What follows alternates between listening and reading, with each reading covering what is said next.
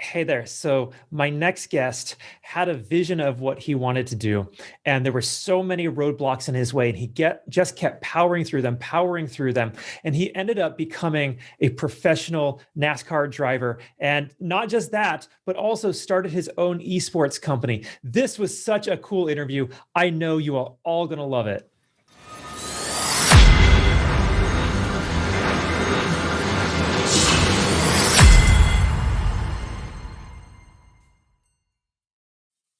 Hey there, everybody. Welcome back to the Gamerpreneur podcast. I'm your host, Dr. Bradford Carlton. Today, I have a very special guest with us. I have Jesse Iwuji. Hey there, Jesse. How's it going?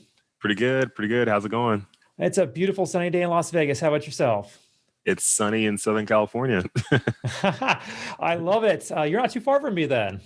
Yeah. Probably about 4 hours or so. Not too far. Okay. So Jesse, I don't like a lot of fluff. I like getting the show just right into it. So why don't we begin by just telling us a little bit about yourself, please? Yeah. So for me, originally from Dallas, Texas, grew up there my whole life. For those who know Texas, they know that football is king in that state. So I grew up playing football in middle school, high school, worked really hard in high school to eventually get recruited to go play in college. The Naval Academy was a school that was recruiting me. So decided to go to Naval Academy, play college football there for 4 years.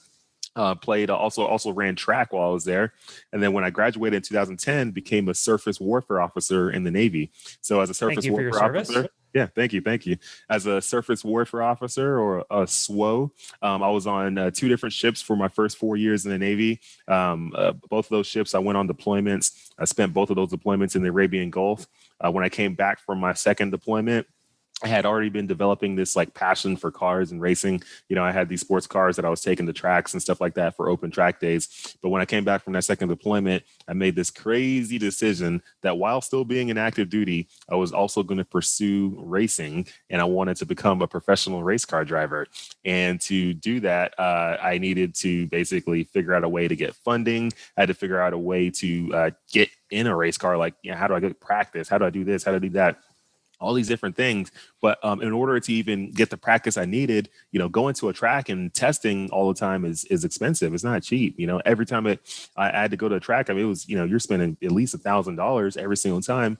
So I was like, man, I got to figure out a way to do it for cheaper so that I can like get practice in before I get to races. So I decided to try out this thing, which wasn't completely new at the time, but still in its early phases. And it's called sim racing. So I would jump on my simulator at home. I have a racing simulator, seat, pedals, shifter, steering wheel, all that stuff. And I would sit at home on iRacing, and I would train on there because the dynamics and everything was very close to real life. I trained on there for a few months before finally jumping into a real race car, and actually did halfway decent in my first race. And that just showed me that I had a little bit of skill at this, and I could continue to progress. I kept on progressing, kept on training on sim racing, eventually made my way from like the lower levels of NASCAR and the late models all the way up to now I'm racing in the NASCAR Xfinity Series and the NASCAR Truck Series. So to make it all the way up here and continue to train on sim racing has been huge. And that's what eventually led me to wanting to start my own esports company called ERA right here. You see eRacing Association. And we put on big sim racing events so people can have the opportunity to compete against each other for big cash prizes and feel like a pro. That is so freaking cool. You were possibly the coolest guest I've had on so far. Now, Jesse, there is a lot to talk about. And before we kind of get into it, I start every interview with a single question. So I'm going to ask you, just like I ask everybody else, so please don't feel special on this one, all right? On a scale of 1 to 10, 10 being high, how weird are you, Jesse? Very, very, because a lot of people like me wouldn't ever go down this rabbit hole of the journeys I've gone to become a pro driver and all that stuff. At the end of the day, most people who are professional race car drivers started racing when they're 5, 6 years old. They grew up in a racing family. A lot of stuff was pretty much given to them, and they made their way up. Whereas for me, I didn't come from a racing family. My family doesn't come from motorsports at all. I didn't start racing until I was 27 years old. I had zero experience prior to that, and I just made it happen. And then at the same time, too, when everyone pretty much told me it was impossible and it just wasn't going to happen, I was weird enough and determined enough to make sure that I was going to make it happen, no matter what anyone said. And I remember one time walking into a restaurant. and it was a privately owned restaurant, and the lady that owned it, her son was racing like an Indy car, like Indy Lights or something like that. Anyway, she was spending a lot of money to do that. It's expensive. So I walk in there and I was gonna basically show her a sponsorship proposal to see if she could sponsor me too, and that was a bad idea. But I went in there and put it in front of her, and I did my spiel. I thought I did well, and then at the end, she just was like, you know what, like, I mean, it's great that you're trying to go after your dreams and all, but it's just not going to happen unless you come from money or unless you have it already. It's just not going to happen. And I remember looking at her, and like in my head, I was just like, hold my beer. I'm gonna make it. This was in 2015, like right as I was beginning to get into racing. And 5 years later, 6 years later, I'm here. That is so incredible, and happened so quickly too.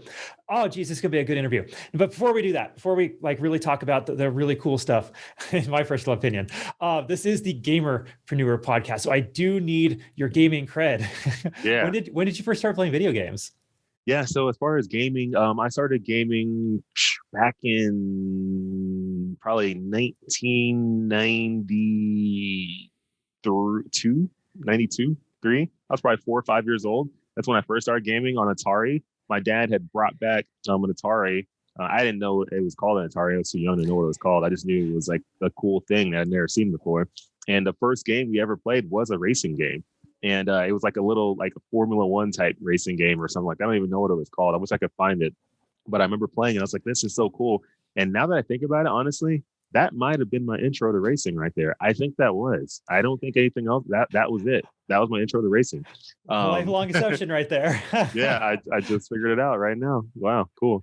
So that was kind of my introduction to gaming. From there, it naturally progressed to Super Nintendo.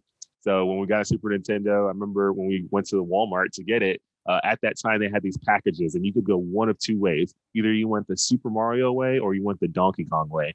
For some reason, we decided the Donkey Kong way was the way to go. We went Donkey Kong and it came with the Donkey Kong game.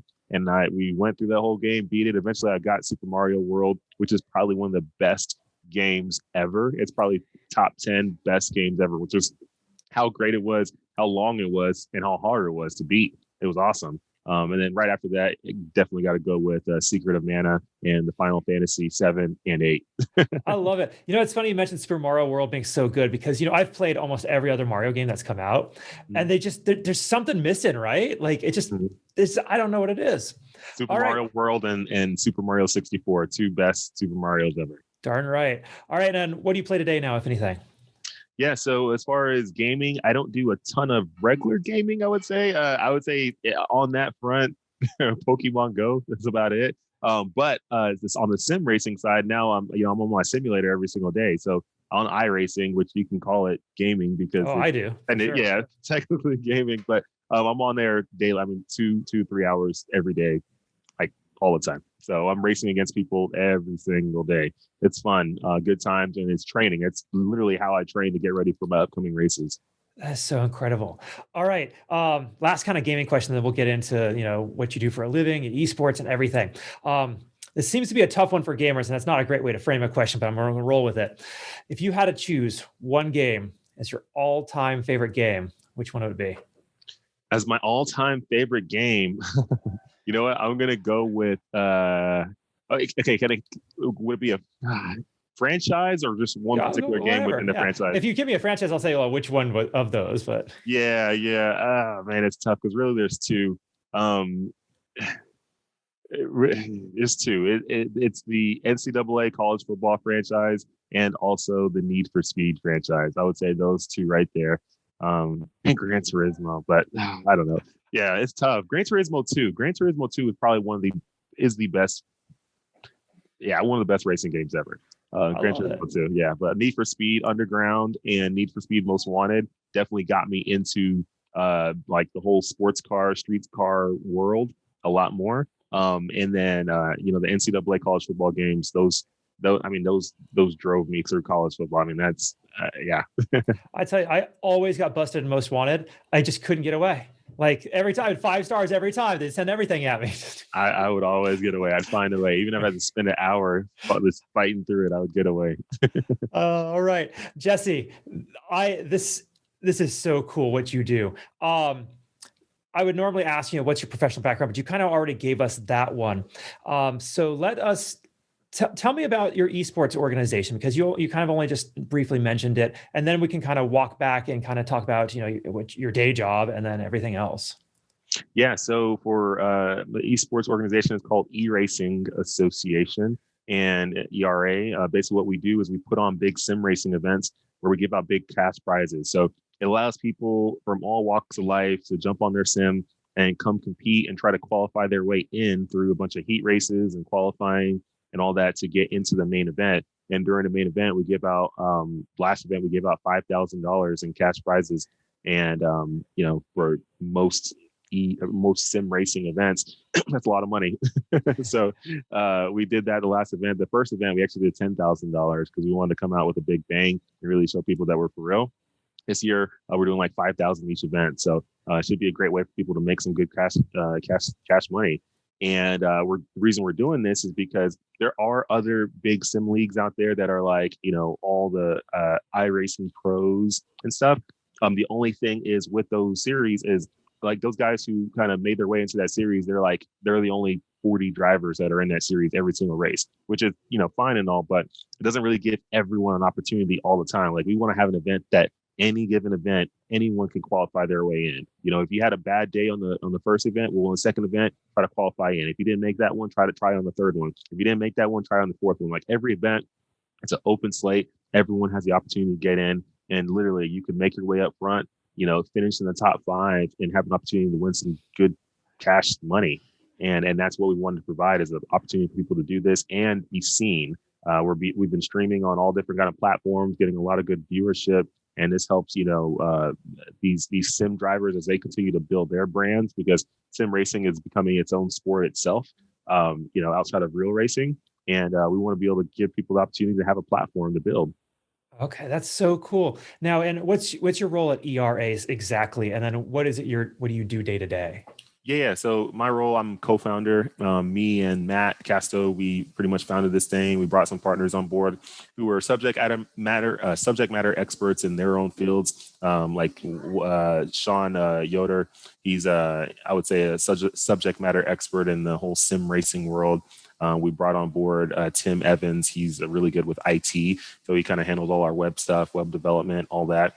And eventually we'll probably bring in some other partners and folks to jump in to help out. But for me, I'm just kind of the visionary. I try to cast the vision and do what I can to help normal day-to-day operations. We don't have a lot of day-to-day stuff to do, at least right now, because our events are kind of spread out throughout the year. But as we get closer to each event, we have a lot of different things to do, like making sure that we're able to get the membership stuff set up in the right way where people can sign up, making sure that people are getting the right invites, and this and that. There's all these different things that you got to do to get a sim racing event going. So right now we're not too busy. The next event's in May, but once we start getting closer to about like the middle of March, April, we'll really start kicking up.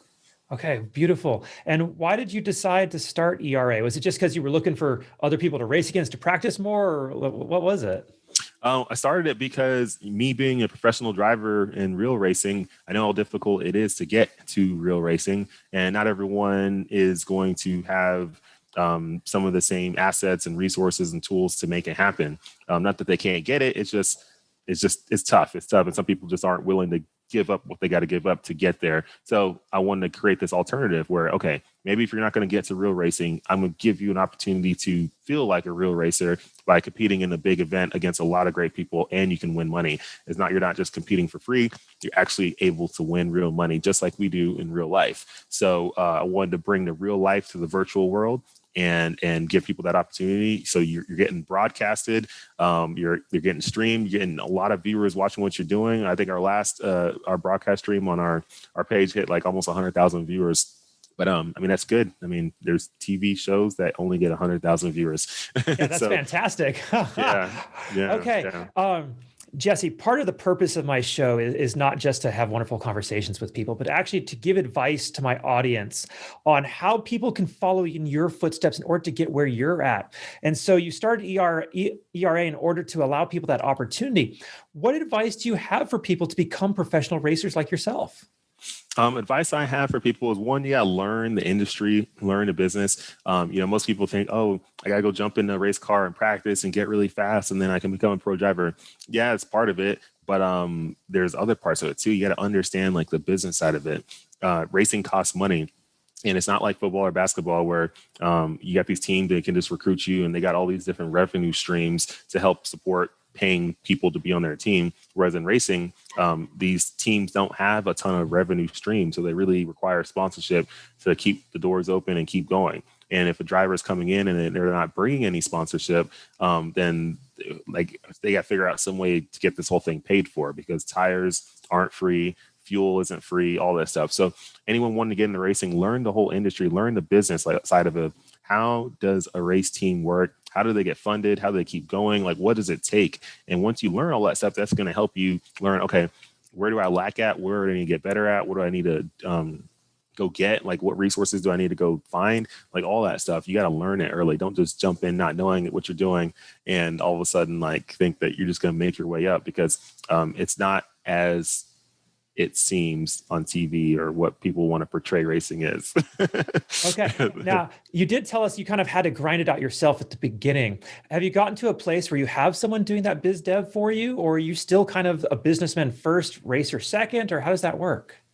I call myself a businessman first, and I happen to be a race car driver on the side of it, because that's the fun part, because you got to do all the business stuff first before you even get in the race car. But I do have a Matt Castro, who's also my partner in eRacing Association, and he really works like pretty much every day on putting together sponsorship deals, different business deals and stuff for us, so that we can jump into race car and race. So he's doing a lot of that stuff, which helps me focus more on some of my other business stuff, like with ERA, focus on business stuff with my other businesses I have. I have a trucking business, and also I put on real racing events, drag racing events. So it allows me to put time into that stuff so I can keep all the lights on. That's fantastic. Okay. As a business person, what do you think some of your biggest challenges are? Biggest challenges is just, managing people, managing fires. That's the biggest thing. Managing fires. You got to understand, okay, how do I manage fires and continue to grow? Like, the biggest thing is you want to always continue to grow. Don't outgrow yourself, but just keep figuring out a way to grow, be innovative, and stay on top of things, so that when a fire comes, it's not as bad because you've already grown a little bit and you can handle the fire. If you're just maintaining only and you're not really growing and you're not being innovative, you're not figuring out different ways to get better, then when a fire comes, it'll hit you really hard. So fires will always come. You just got to keep fighting through them. So just being resourceful, being creative, and continue to push forward and figure out new ways to continue to bring in revenue.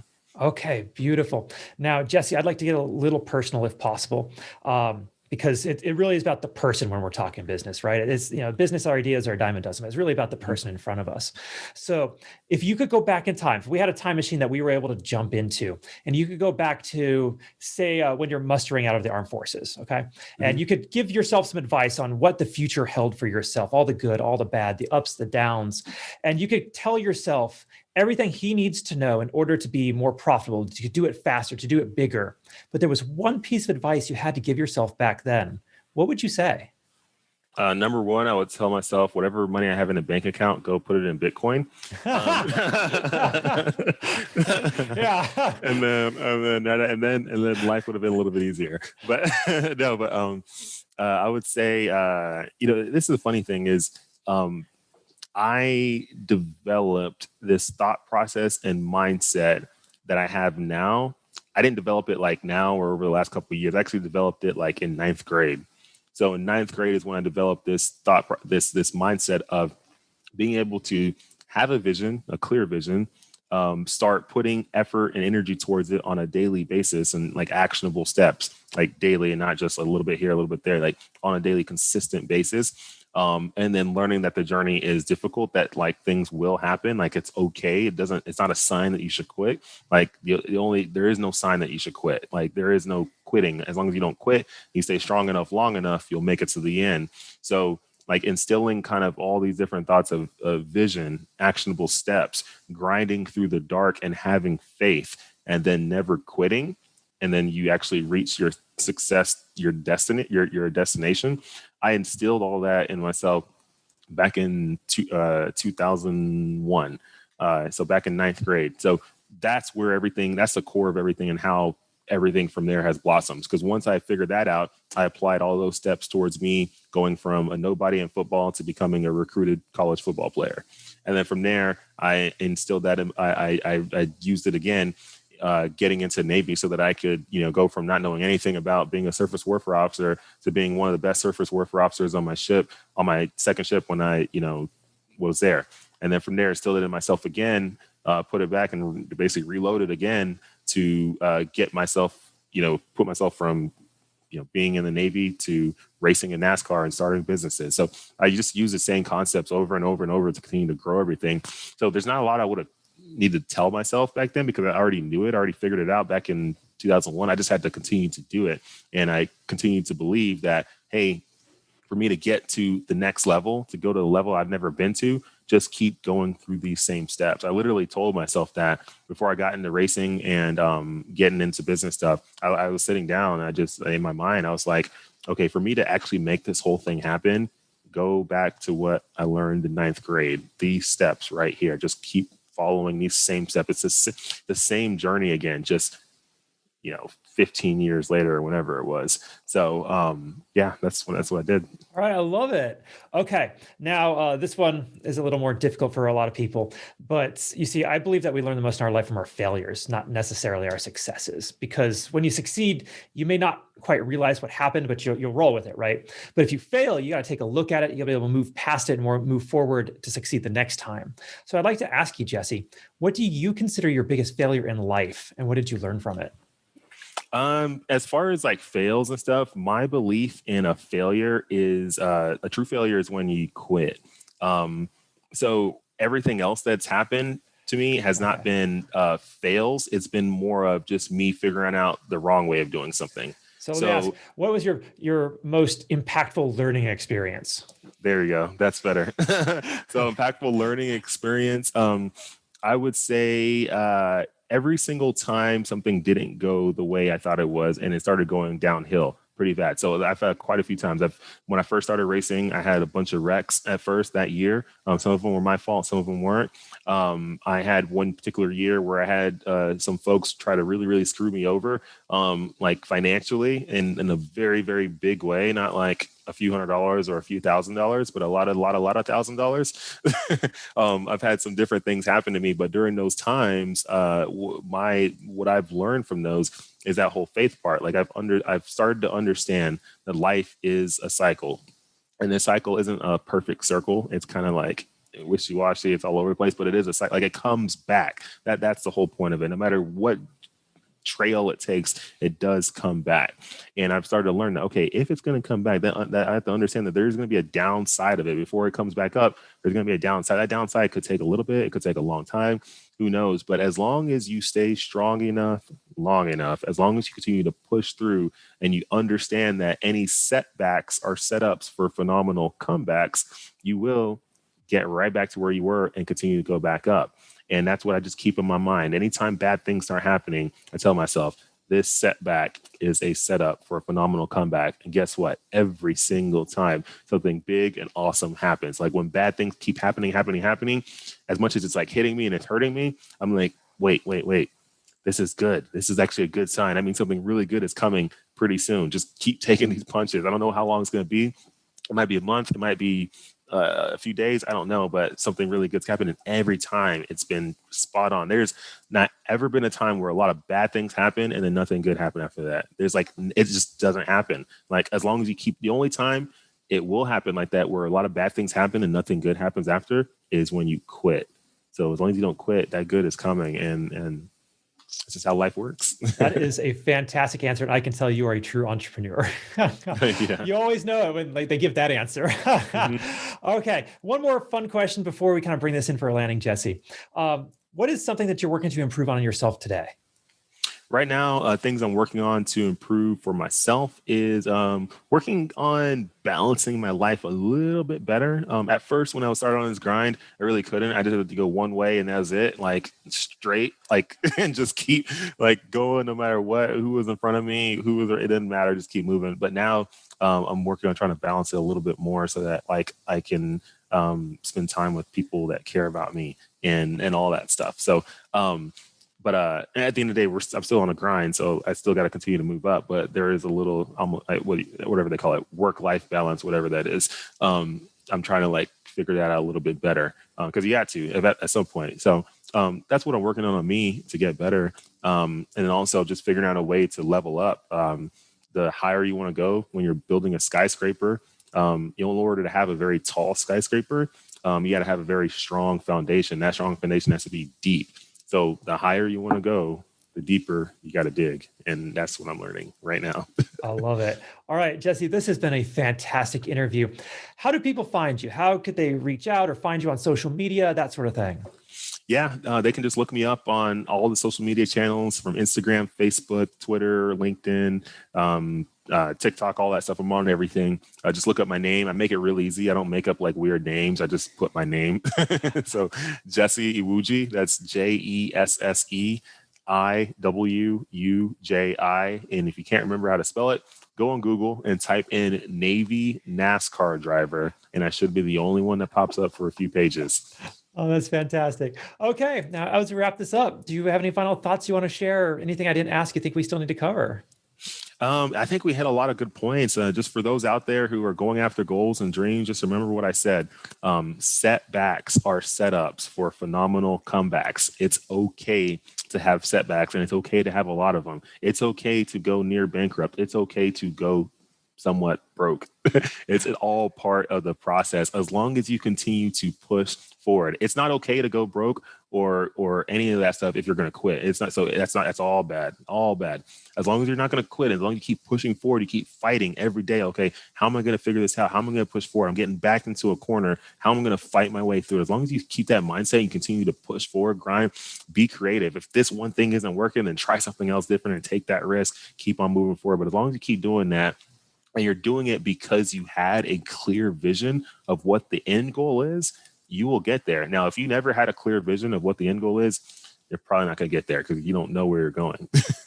So it's not, the deal isn't done. So remember that's where it all starts, the vision. Like you already saw where it's going to be. When you have a vision of the end goal, that means it's already done. Like universe has already set where it's going to be and what it's going to be. It's done. All you got to do is just get there. So just, why are you going to quit? That is so good. Jesse, thank you so much for coming on today. I genuinely do appreciate this. Yeah, most definitely. Thank you. Thank you. And for everybody else, I'm going to remind you all, don't be just a gamer, be a gamerpreneur.